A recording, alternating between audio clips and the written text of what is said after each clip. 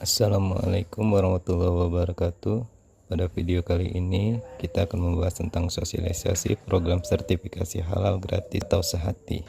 Nah, yang pertama yang perlu kita ketahui dulu adalah dasar hukum. Kenapa ada wajib sertifikasi halal di tahun 2024? Yang pertama adalah landasan hukum, yaitu Undang-Undang 33 tahun 2014 tentang jaminan produk halal, yang kemudian dilanjutkan dengan adanya peraturan pemerintah nomor 31 tahun 2019, peraturan pelaksana Undang-Undang 33 tahun 2014 tentang jaminan produk halal.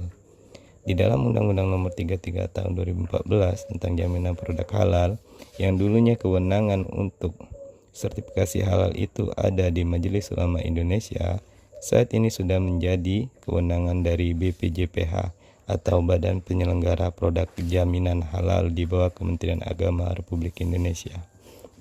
Dan logo halal juga mengalami perubahan, menjadi logo halal yang baru.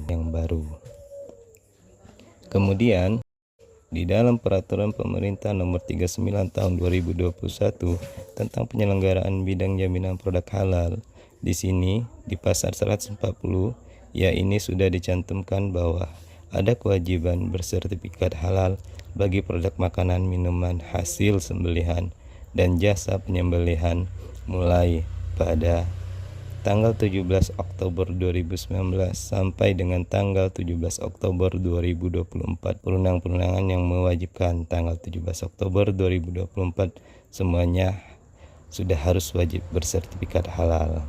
Terkait dengan itu juga akan menyangkut kepada para pelaku usaha mikro dan dituangkan dalam Peraturan Menteri Agama nomor 20 tahun 2021 bahwa produk yang dihasilkan oleh pelaku mikro kecil wajib bersertifikat halal, dan kewajiban itu ini didasarkan atas pernyataan pelaku usaha mikro dan kecil. Kemudian di Peraturan Pemerintah nomor 39 tahun 2021 tentang penyelenggaraan bidang jaminan produk halal, juga di pasal 149 ini juga tercantum apabila tidak dilakukannya, maka ada sanksi administratif, yaitu berupa peringatan tertulis, ada denda administratif, pencabutan sertifikat halal, ataupun penarikan barang dari peredaran. Dan di ayat 6 ada denda administratifnya, ini paling banyak 2 miliar rupiah. Jadi memang penting perbedaan itu. Kalau kita memproduksi barang baik itu makanan atau minuman olahan sesuai dengan ketentuan ini, jangan sampai produk kita dilarang untuk melakukan proses distribusi atau penjualan, bahkan sampai jangan kita kena denda yang sampai 2 miliar. Jadi lebih baik kita sekarang melakukan proses sertifikasi halal. Program sertifikasi halal bagi produk ini juga diberikan fasilitas seperti apa program sertifikat halal gratis ini. Kita akan lihat di Peraturan Menteri Agama nomor 20 tahun 2021 bahwa permohonan sertifikat halal yang diajukan oleh Bapak dan Ibu selaku pelaku usaha mikro yang kecil ini tidak dikenakan biaya dengan mempertimbangkan kemampuan keuangan negara. Jadi kriterianya adalah usaha Bapak dan Ibu belum pernah mendapatkan fasilitas pembiayaan sertifikat halal, sudah memiliki nomor induk berusaha dan memproduksi barang, bukan menjual Jadi kalau menjual itu tidak mendapatkan fasilitas. Jadi khusus yang memproduksi barang makanan dan minuman olahan tadi. Nah, di pasal 19 nanti Bapak dan Ibu akan didampingi oleh P3H dalam melakukan verifikasi dan validasi pernyataan kehalalan dari pelaku usaha. Kemudian proses perval ini akan meliputi bahan dan proses produk halal.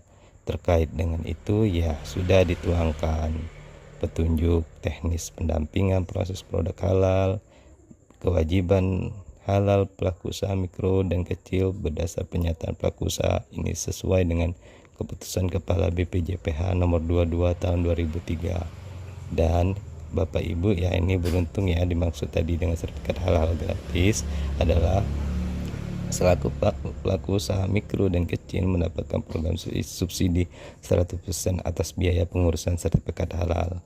Yang ini nanti diberikan oleh pemerintah bagi Bapak dan Ibu khusus yang memproduksi makanan dan minuman olahan dengan proses sederhana dan rendah risiko.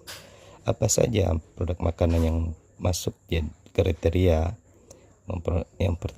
memproduksi makanannya dengan bahan dasar misalnya susu dan analoginya lemak ya, kemudian minyak dan emulsi minyak, kemudian memproduksi juga misalnya es yang untuk dimakan, produk olahan buah dan sayur, produk permen dan coklat, produk yang terkait dengan tepung dan sereal, atau produk roti dan bakery, kue kering, ikan dan olahan perikanan. Kemudian ada telur dan olahan, kemudian juga produk gula, madu, pemanis. Ada juga produk garam, rempah, bumbu, saus, kecap, ya makanan ringan yang siap santap.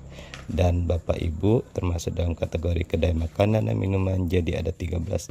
Maka badan ini bisa mendapatkan fasilitas sertifikat halal gratis. Jenis produk susu apa aja, misalnya es krim ya, susu ini masuk ya di dalam program. Ada kabelnya juga, ada KBLI-nya 10531.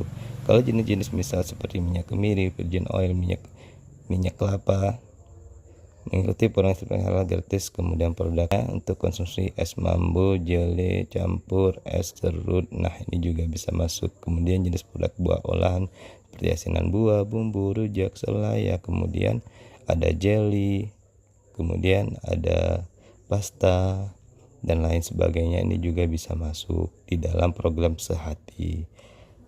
Agar-agar ya, selai pisang, dodol, keripik, kecap buah, tempoyak dan macam-macamnya ini juga bisa masuk. Kemudian produk olahan sayur, produksi kayak kentang goreng, kuaci, emping, asinan ya. Kemudian juga ada kecap kedelai, ini juga bisa diajukan ya untuk mendapatkan program sertifikat halal gratis. Termasuk di dalamnya juga ada keripik, kimchi, sawi, asin dan lain sebagainya. Ini cukup banyak ini produknya. Kemudian produk coklat, saya rasa mulai dari coklat bubuk, ada kakao, kemudian ada coklat, susu dan lain sebagainya. Bahkan coklat batang ini juga bisa dimasukkan. Permen seperti permen keras, kemudian ada gula kapas, kemudian anting-anting atau misalnya taburan berbasis gula seperti itu, mises dan lain sebagainya, itu bisa masuk. Kemudian produk biji-bijian dan tepung mulai dari misalnya oats, tepung beras, tepung kedelai, tepung singkong, maizena bisa diajukan. Kemudian produk sereal dan mie. Kalau produk mie basah ya, kemudian ada sagu, mutiara, kuitiau, bihun, nasi jagung, granola, ini juga bisa diajukan. Kemudian produk roti bakery, saya rasa ini banyak sekali ya, semua jenis roti ya bisa diajukan, selama bahwa rotinya bukan roti yang istilahnya mengandung daging. Kemudian bakery ini mulai dari cake, kemudian kue kering, donat, bolu, kukus, roll bakpia dan sebagainya juga bisa diajukan. Kemudian jenis kue basah berbahan dasar beras, dodol, mochi, wajik, lapis nagasari, pisang hijau dan sebagainya juga bisa masuk. Kemudian juga ada apalagi undi-undi, kukis, serabi, kue cucur. Kalau Bapak dan Ibu memproduksi barang-barang seperti ini ya, produk seperti ini, kemudian kue kering, cookies, putih salju, puding dan sebagainya bisa masuk juga. Kalau Bapak Ibu dan ternyata memproduksi juga produk-produk ikan atau olahan perikanan, mulai dari semua ya, ada udang, ada kepiting, abon, macam-macamnya, ada rolet ikan, ikan panggang dan lain sebagainya. Ini semua bisa diajukan untuk mendapatkan sertifikat halal gratisnya. Kemudian juga ada produk olahan misalnya petis, tekotak dan lain sebagainya bisa diajukan. Produk telur misalnya produk telur pindang, rendang telur, telur hitam, telur asin juga bisa masuk. Kemudian produk gula, madu ya, misalnya memproduksi gula aren, gula kelapa, sirup, apa lagi ya, misalnya madu bisa juga diajukan. Garam juga, kalau ada produksi garam, produksi bumbu-bumbu dapur bisa diajukan macam-macam. Kemudian juga ada produk saus dan kecap, sambal saus, saus macam-macam, kecap asin, saus teriyaki bisa diajukan. Kemudian produk makanan ringan siap santap seharusnya banyak yang mulai dari keripik, selondok, pilus, lanting, jipang. Wah, ini macam-macam ya produk yang tradisional, banyak sekali ya, termasuk kacang atom dan lain sebagainya. Ini juga bisa diajukan. Kalau bapak dan ibu memproduksi kemudian kedai, jadi kalau bapak ibu menyediakan makan olahan yang diolah langsung pada kedai-kedai ini, berarti bukan rumah makan, bukan juga warung permanen. Jadi kedai ini yang bisa berpindah-pindah dalam bentuk tenda bongkar pasang ini juga bisa diajukan. Nah, untuk minuman ada 6 jenis, mulai dari produksi jus buah dan sayur, konsentrat buah dan sayur, aneka minuman ringan non soda, kopi, teh, dan sari kacang. Ada produk minuman susu dan campuran susu dan juga minuman tradisional, jamu. Jadi kalau kita lihat jus rasa jus ini banyak sekali ya, bisa dilihat sendiri di sini macam-macam buahnya yang ada di pasaran maupun juga sayur begitu. Bisa diajukan termasuk konsentrat, ya konsentrat juga bisa, minuman non soda juga banyak, jujur ale, kemudian lemon peras, kemudian minuman coklat dan lain sebagainya juga bisa. Kemudian ada produk minuman kopi, teh, sari kacang juga bisa diajukan. Minuman susu yang berasa, misalnya dikasih stroberi, dikasih macam-macam gitu, atau durian atau apa, itu juga bisa diajukan. Yogurt itu juga bisa. Kemudian minuman tradisional dan jamu, bandrek, bajigur, wedang jahe, pletok, itu semua bisa diajukan. Sekarang proses pengajuannya bagaimana? Ini proses pengajuannya sederhana. Jadi bapak dan ibu selaku pelaku usaha mikro dan kecil tadi harus didampingi oleh P3H, yaitu pendamping proses produk halal. Jadi nanti akan dilaksanakan pendampingan di mana nanti P3 akan proses verifikasi. Jadi berapa, maka ada pihak yang melakukan verifikasi dan ini P3H-nya nanti dibina ya, diawasi juga oleh lembaga pendamping yaitu LP3H, Edukasi Wakaf Indonesia. Nah, jadi nanti bapak dan ibu yang perlu dipersiapkan adalah punya NIB dan KBLI, ini wajib. Jadi KBLI itu adalah klasifikasi baku lapangan usaha Indonesia. Ini harus memenuhi 61 KBLI yang masuk dalam sehati. Kemudian NIB juga harus memiliki dan secara mandiri atau bisa menggunakan jasa. Nah, nanti kemudian bapak dan ibu akan didampingi melakukan pengisian data produk, nama, foto, kemasan, proses, ya bahan baku dan lain sebagainya. Baru setelah itu bisa diajukan untuk mendapatkan sertifikasi halal, dan ini prosesnya antara 40 sampai 60 hari ya. Nanti akan ada verifikasi data, kemudian ada masuk ke komite fatwa dan kemudian penerbitan sertifikat halalnya. Bapak dan ibu akan didampingi oleh pendamping proses produksi yang tadi ya, P3H. Nah, bapak dan ibu walaupun di situ ada batas waktu 14 sampai 60 hari, bisa jadi waktunya lebih lama. Kalau misalnya data yang bapak ibu input selaku pelaku usaha itu ternyata tidak sesuai dengan standar dari BPJPH, jadi ada proses revisi pengembalian ya, dan bahkan juga bisa ditolak juga kalau memang ternyata tidak sesuai. Jadi penting didampingi supaya prosesnya bisa lebih cepat.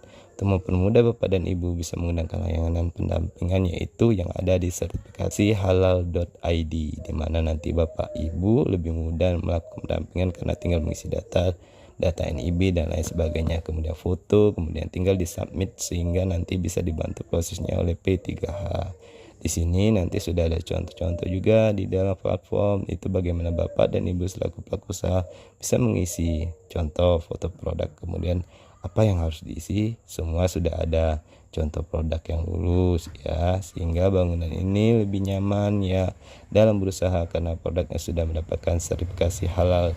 Jadi nanti secara proses pendampingan, proses produk halal akan mendampingi bapak dan ibu menggunakan aplikasi ini, sehingga apabila bapak dan ibu tinggal mengisi dan mendapatkan email konfirmasi akan memperbaiki data-data yang masih kurang, mungkin foto produk kurang jelas, label produknya nggak ada NIB-nya perlu disesuaikan sehingga semua proses akan sesuai, sehingga setelah sesuai baru nanti bapak dan ibu selaku pelaku usaha didampingi membuat akun di halal sehingga nanti prosesnya bisa lebih cepat. Nanti akan keluar sertifikat halal seperti ini. Kurang lebih mohon maaf bila ada salah kata dan penyampaian. Assalamualaikum warahmatullahi wabarakatuh.